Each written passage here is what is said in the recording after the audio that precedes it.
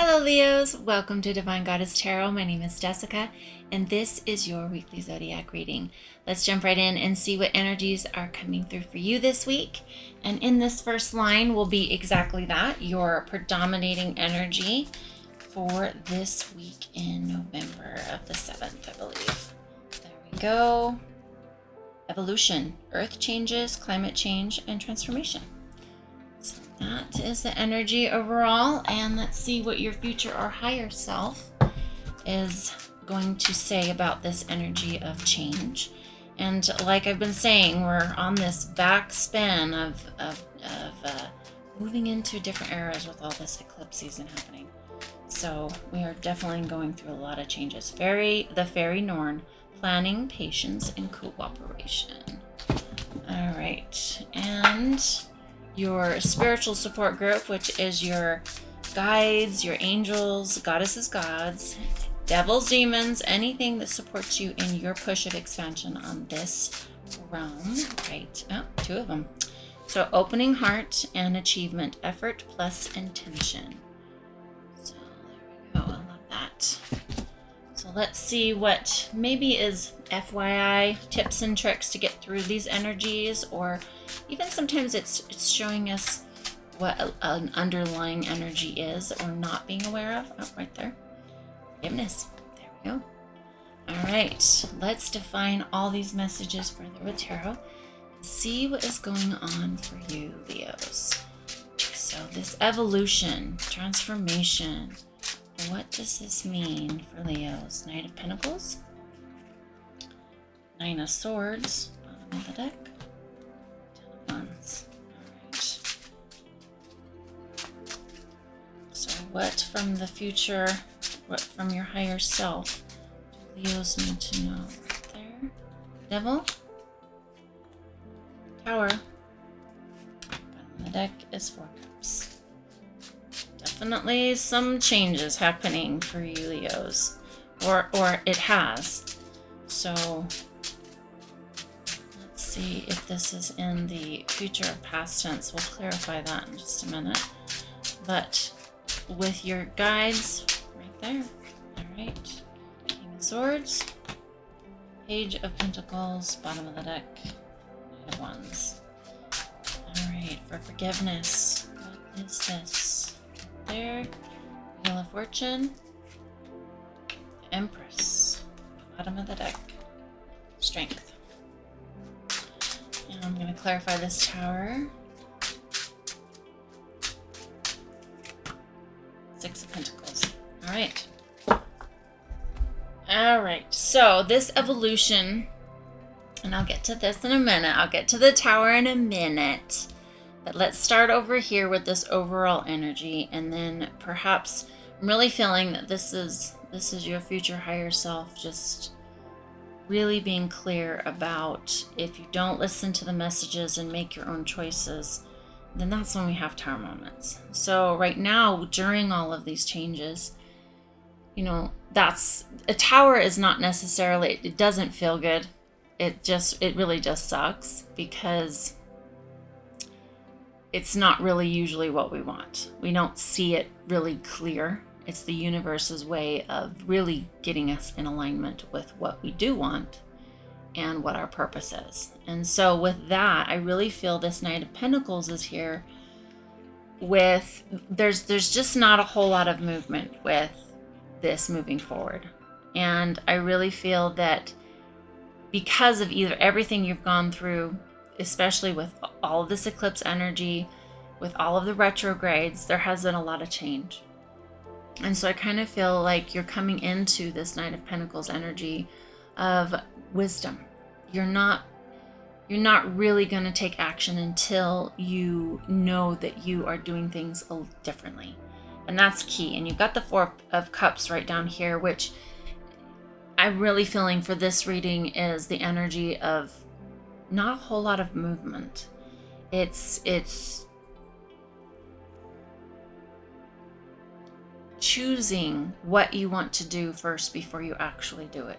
Creating a plan, creating trust that also that as you move, you are going to do things differently now with whatever it is that you've gone through. There's been some lack of sleep. The Nine of Swords is definitely some anxiety. There's definitely some healing wounds that are coming through whatever you have gone through. I feel that for some of you, this future higher self is warning you of, if you haven't had a tower moment recently, that one is coming up. And like I said, it's about accepting, making choices in life that are listening to the messages that we're receiving. And when we don't listen to the message, then that's when the tower moment happens. For some of you, you're in a toxic relationship with the Devil card here. Whatever this is, it feels heavy and burdensome. You know, there's always a kind of a flip side to most of the cards. There's the light aspect as well as the shadowy. And I'm really feeling the shadow aspect of this one is that this is, whatever this is and what you're going through in transformation is very burdensome. It's heavy. This relationship is not easy. And there's transformation and change on the horizon. And I'm wondering if with this relationship, you're really feeling it. You're feeling that this is just, there's no action being taken to move forward to plant the seeds for this relationship's future.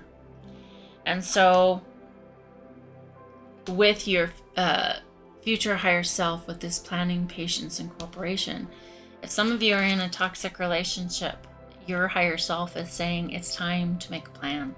It's time to move out of this equation.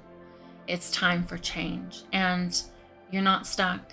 This is an illusion. The chains are wrapped around their neck in a loose way. They can literally lift them off. There's no key. There's no big maze that they have to go through. It's literally just liberating themselves in their own feeling of being trapped and stuckness. And usually that's what happens is we have, even in relationships that are toxic, abusive, you know, people think of themselves as the victim, but they're really more in control than what they think they are. And that's the illusion of our captors when we are in a relationship with someone that's toxic, abusive, controlling, all these things, that it is the illusion that we can't break free because we can. And they have brainwashed us. We believe it, and then we also choose it. And that's the accountability of it. And what happens is that when we don't listen to the messages that we're not in something that is honoring love and honoring us, then that's when the world really does create tower moments. So you've got the Six of Pentacles here, and I'm really feeling that this relationship, there's a lot of breadcrumbing. And that's why it will end. It will. It's either now or later. So we're all in choice of when that is. But this breadcrumbing, I really feel that the Six of Pentacles is this person giving you crumbs and acting like they're giving you a steak dinner or a banquet. And you know that it's not. It's the brainwashing, it's gaslighting, very toxic energy, what I'm feeling here. And once this tower moment happens, and I feel your higher self is saying, initiate it, go for it, bust it up. And when you do, that is going to be where you are probably going to feel a little bit lost. Like you don't know quite what to do, but there's going to be a lot of offerings coming in. And I feel that that's something that you kind of need at that time to maybe get out and date right away. You know, that's not always the answer, but maybe for some of you it is. Maybe it's for some of you seeing that there's beauty out there, there's good men or women out there, and it's time to perhaps maybe not choose a cup, but get away from a situation so you can see clearly. You've got opening the heart, deep connections, water and blessings, effort plus intention with achievement from your higher future self or your spiritual support group. So I really feel with these messages is that even though you're going through all of this, it's time, because you see, I also see this card as being right in moving with this, that once you hurt, you've had those tire moments, you've been breadcrumbed, now you're trying to guard your heart so that you don't get hurt again. And when you're ready, the point is when you're ready, start opening again. Start opening, start really see how far you've come, especially to get away from a toxic, controlling relationship that doesn't serve. Those are hard. Those are hard, really hard to get away from. And when you do, it is like, whoa, you just cannot believe that you dealt with that much crap. But when you look at accountability, you're like, wow, I just wasn't loving myself. I didn't know how to love myself for me to accept this. And that's the accountability in it. I'm going, I need to learn a different way. And when you do, and you open your heart and you move into, now this says water blessings. I really feel that you Leos perhaps just to move into some water energy of really, well, forgiveness. You've got forgiveness right here. Forgiveness of yourself first. And then the ripple happens to where you forgive the other person because you see that they were just mirroring your energy. And that's a hard one to take, especially when there's been so much yuck in a relationship that we always want to push the other person and say, this is what they did, and we're victimized by it. And the realization is that we allow it. And that's how powerful we are.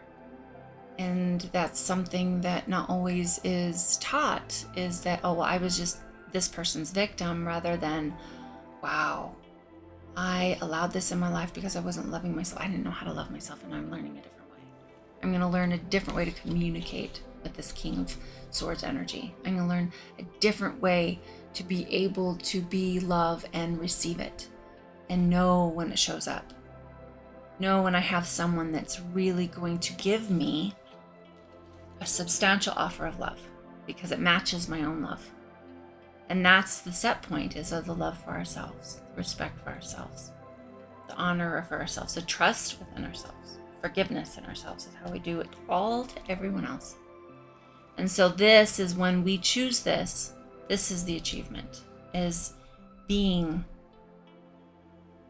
our heart, being our love, being our authenticity to an evolved state. And then therefore we have it coming in with a lot of passion. And I love the Knight of Wands because he's all about coming in with a lot of passion and creativity and wanting to do it different. And I really feel that, and that's the time, if we get to a state where we've not only escaped a toxic relationship, now it's time to open again. Now it's time to open our hearts again, because if we just build walls, we will also build walls in not wanting to be hurt, but also we won't get loved either.